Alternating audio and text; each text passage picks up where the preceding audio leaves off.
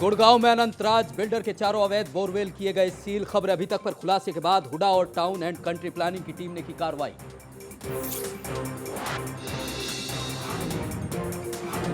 झूठे शपथ पत्र देकर प्लॉट हासिल करने वाले आर्मी अफसरों पर कभी भी गिर सकती है गाज। खबर अभी तक पर खबर दिखाए जाने के बाद हुड्डा की चुस्ती।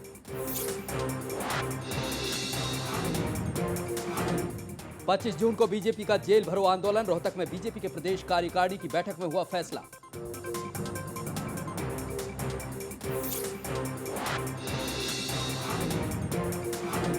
पारुल और दिव्या अपहरण मामले में लोगों का प्रदर्शन खत्म। पंचायत में बैठक कर तय की जाएगी आगे की रणनीति।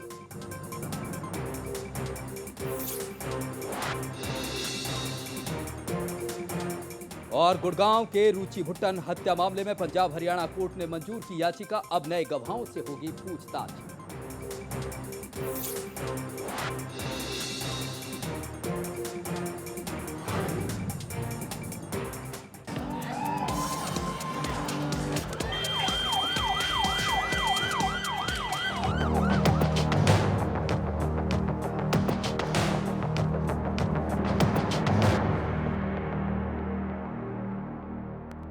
नमस्कार, आप देख रहे हैं खबरें अभी तक और मैं हूं सुंदर सोलंकी। पब और बार आज के दौर में लोगों की, खासकर युवाओं की बस्ती का अड्डा बन चुके हैं। इनको लोग जिंदगी की भागदौड़ में कुछ रिलैक्स और कुछ चिल करने की जगह मानते हैं। लेकिन वहीं समाज में ये भी धारणा है कि ये बार कल्चर हमारे कल्चर को दूषित करता है, हिंदुस्तानी कल्चर को दूषित करता है। ये बार कल्चर अपराध को बढ़ावा दे रहा है, नशाखोरी को बढ़ावा दे रहा है। ऐसे में बार पर बवाल मचा हुआ है।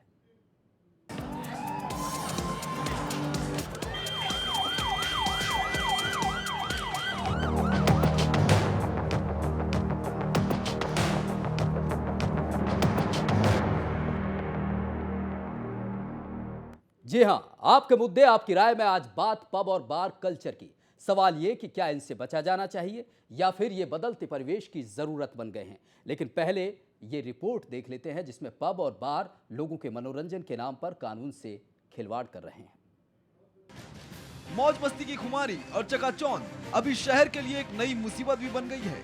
मुसीबत भी ऐसी कि आए दिन गुंडागर्दी, छेड़छाड़ और बलात्कार जैसी घटनाओं ने पिछले सभी रिकॉर्ड तोड़ दिए। दरअसल इस मुसीबत को जन्म दिया है शहर के मॉल में स्थित पबों ने। मौज मस्ती के लिए खुले ये पब अब गुंडागर्दी और मारपीट के अखाड़े बनते जा रहे हैं। आलम ये कि लोगों ने पबों में बढ़ती गुंडागर्दी और छेड़छाड़ की घटनाओं के चलते मॉल का रुख ही करना छोड़ दिया है। गुड़गांव के सहारा मॉल में सबसे ज्यादा 6 पब मौजूद हैं। ऐसे में मॉल प्रबंधन ने बिगड़ती सुरक्षा व्यवस्था को देखते हुए ऐलान कर दिया है कि वे अपने यहाँ से सभी पबों को हर हाल में बंद करा कर रहेंगे। गुड़गांव में पब ज़्यादा हो गए हैं, जितने होने चाहिए उससे कहीं ज़्यादा हो गए हैं, इसलिए प्रॉब्लम आ रही है। पबों में कोई बुराई नहीं है, लेकिन एक्स्ट्रा कंपटीशन होने की वजह से, जैसे मान लीजिए किसी एरिया में 4 पब होने चाहिए, वहाँ 10 खुल गए हैं, तो आपस में एक अनहेल्दी कंपटीशन होने लगता है। इसकी वजह से प्रॉब्लम आई है ज़्यादा। जो सोहना रोड है उसमें ओमैक्स सेलिब्रेशन मॉल में 3rd फ्लोर पे एक RDX नाम का पब बार चल रहा है और उसमें गैरकानूनी काम हो रहा है।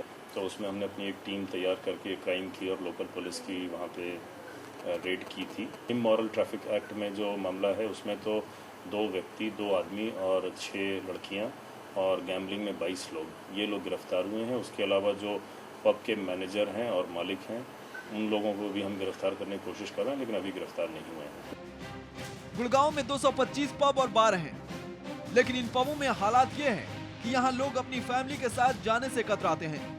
पुलिस ने कई बार पब में छापा मारकर जुआ खेलते और लड़कियों को वेश्यावृत्ति करते हुए पकड़ा है।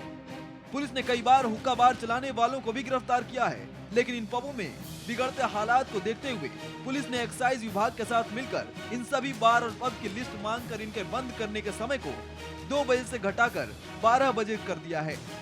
प्रशासन को इसके लिए कुछ ना कुछ करना पड़ेगा। पुलिस को आगे आके इन जगहों पे जो आवारागर्दी और असामाजिक तत्व हैं, इनको आके थोड़ा सा कंट्रोल में करना पड़ेगा, ताकि आप फैमिली के साथ भी इन जगहों पे जा सकें। क्योंकि यहाँ पे अभी आप फ्रीडमली लड़कियाँ भी और एज एन कपल भी आप मूव नहीं कर सकते। पुलिस प्रशासन को ध्यान देना चाहिए, बहुत सारे सुधारों की ज़रूरत है, ताकि कपल भी रात को आराम से पब या बार में जा पाए। लोगों का मानना है कि पब में अपने परिवार के साथ तो क्या, अकेले जाना भी मुश्किल है। इस पर अंकुश लगाना चाहिए जिससे लोग सुरक्षित महसूस कर सकें। साइबर सिटी गुड़गांव में मौज मस्ती कम गुंडागर्दी के अड्डे बन चुके पब और बार गुड़गांव प्रशासन के लिए तो सिरदर्द बने ही हैं, साथ ही साथ लोगों के लिए भी परेशानी का सबब बने हुए हैं। लेकिन पब और बार के इन हालातों से निपटने के लिए गुड़गांव प्रशासन के साथ साथ पब मालिकों को भी एक ठोस कदम उठाने की ज़रूरत है। गुड़गांव से वीरेंद्र हुड्डा के साथ देवेंद्र भारद्वाज, खबरें अभी तक।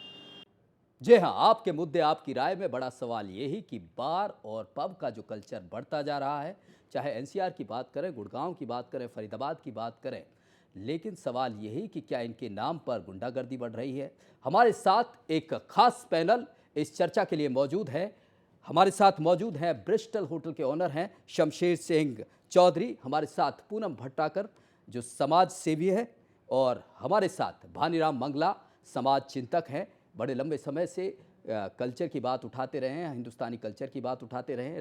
राजा कौशिक जो एक यूथ है, एक युवा हैं, उन्हें हमने इसलिए स्टूडियो में बुलाया है कि ज़्यादातर जो यूथ है, जो युवा है, इन पबों का रुख करता है, उसे आखिर क्या नज़र आता है, उसकी सोच क्या है।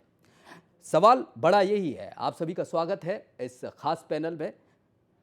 आपके पास आना चाहूँगा भानीराम मंगला जी, आप बड़े लंबे समय से क्योंकि इस तरह के समाज के मुद्दों को उठाते रहे हैं, सवाल यही है, जो पब हैं, जो बार है, जिस तरह से आज कल्चर बन चुका है, क्योंकि पूरा जो दुनिया है वो एक ग्लोबल विलेज की तरह हो गई है, एक गांव की तरह हो गई है।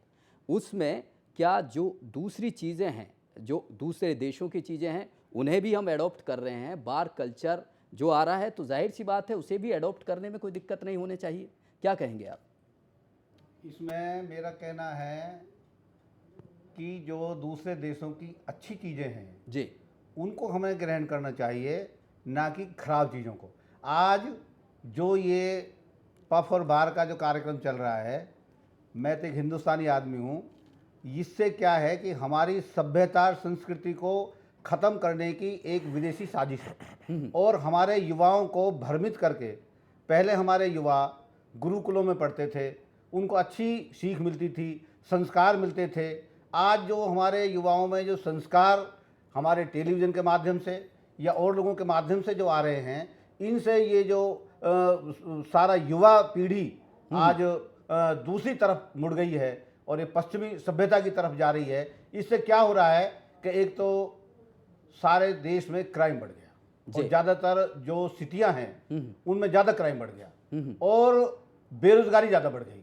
क्योंकि गुरुकुलों में पढ़ करके बच्चे, उनको संस्कार मिलते थे, उनको सिखाया जाता था कि माता पिता का कैसे मान करना चाहिए, गुरु की कैसी बात करनी चाहिए। वक्त बदल रहा है, बड़ी तेजी से बदलाव हो रहे हैं। शमशेर सिंह जी, आपके पास आना चाहूँगा। जिस तरह से भानीराम जी बात उठा रहे हैं, कहीं ना कहीं जो ये कल्चर है, पश्चिम जो कल्चर है, वो कहीं ना कहीं हमारी संस्कृति को दूषित कर रहा है, और इसकी वजह ये है कि पब और बार के कल्चर के नाम पर हमारा कल्चर तो खराब हो रही है, क्राइम भी बढ़ रहा है। आपसे जवाब चाहेंगे शमशेर सिंह जी। मेरे हिसाब से कोई कल्चर नहीं बदल रहा जी। जो कल्चर बदल रहा है तो सभी का बदल रहा है। पंजाब एक्साइज एक्ट 1914 में बना था, बार लाइसेंस तभी से हैं, परमिशंस के साथ हैं, जनसंख्या भी बढ़ रही है, पब भी बढ़ रहे हैं, और पब बढ़ रहे हैं तो उसमें एम्प्लॉयमेंट भी दी जा रही है। जी। अब रही बात गुरुकुल की और बेगुरुकुल की, तो आज मैं शायद पूछूंगा चौधरी साहब से, इनका ही बेटा पोता कोई ना कोई मल्टीनेशनल स्कूल में जरूर पढ़ रहा होगा, आज उसे क्यों नहीं गुरुकुल में भेजते? नहीं शमशेर जी, सवाल ये है कि बार के नाम पर एक तो जो यूथ है वो अपने कल्चर को भूल रहा है। जिस तरह से हमारे देश में यूथ है, ज़्यादा तादाद में है, उसकी जो एनर्जी का यूटिलाइजेशन होना चाहिए वो इस तरह पब के कल्चर की तरफ बढ़कर अपनी जिम्मेदारियों से कहीं ना कहीं दूर हो रहा है। ये इस पब और बार कल्चर का हमारे समाज पर, उनका कहने का अर्थ ये है कि गलत प्रभाव पड़ रहा है। गलत प्रभाव तो कोई अपनी तरह से ले रहा है जी।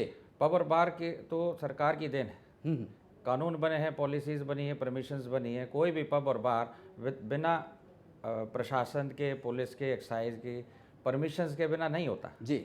अब परमिशंस हैं, लाइसेंस हैं, तो पब बार खुल रहे हैं। अब किसी को घर से तो बुलाया नहीं जाता, ठेके भी खुले हुए हैं, वहाँ पे भी सब कुछ है।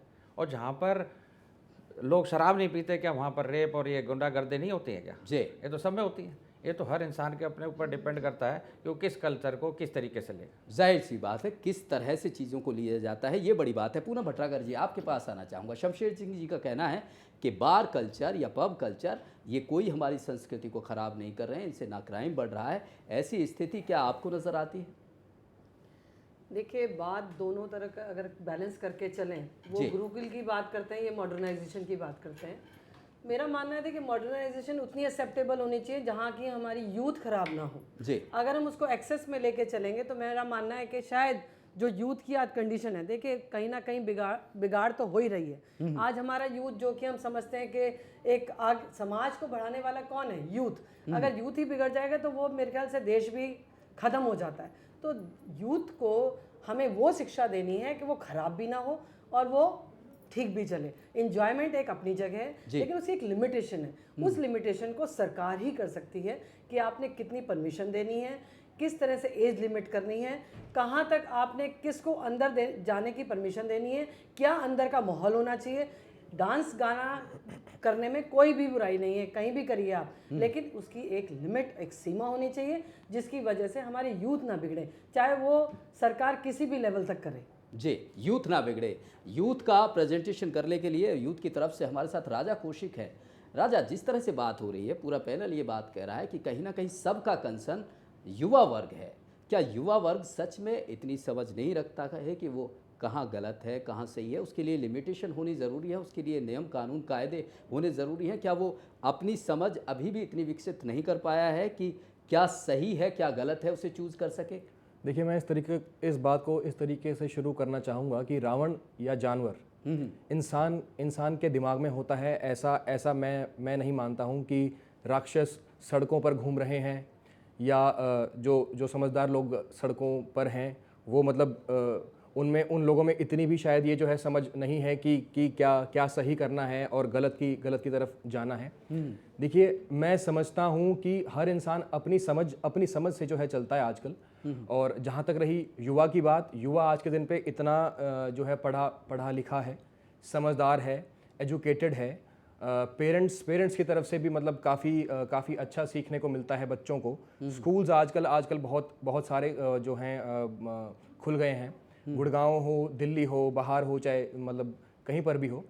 तो मतलब अगर सीधी तरीके से हम ये बात करते हैं कि बाहर मतलब माहौल जो है ख़राब होता जा रहा है, तो मैं ये समझता हूँ कि ये इसका मतलब ये नहीं है कि आज के दिन पे युवा बहुत ज़्यादा खराब होता जा रहा है। जी, राजा कह रहे हैं कि यूथ समझदार है, वो अपना अच्छा बुरा जानता है और जिस तरह की परंपराओं की बात कर रहे हैं, संस्कृति की बात कर रहे हैं, वो कहीं ऐसी स्थिति नहीं है कि वो उनके ज़रिए ख़राब होगी, वो सब कुछ जानते हैं। भानीराम जी से और पूनम भटनागर जी भी लगातार यही कह रहे हैं कि कहीं ना कहीं लिमिटेशन होनी चाहिए, यूथ को इस तरफ डेविएट करने से, भटकने से रोकना चाहिए। एक ब्रेक ले रहे हैं, ब्रेक के बाद बात होगी कि क्या सच में यूथ को इस तरफ से जाने से रोकने के लिए कुछ गाइडलाइंस, कुछ लिमिटेशंस और कुछ नियम कानून की ज़रूरत है। एक छोटे से ब्रेक के बाद बात करेंगे।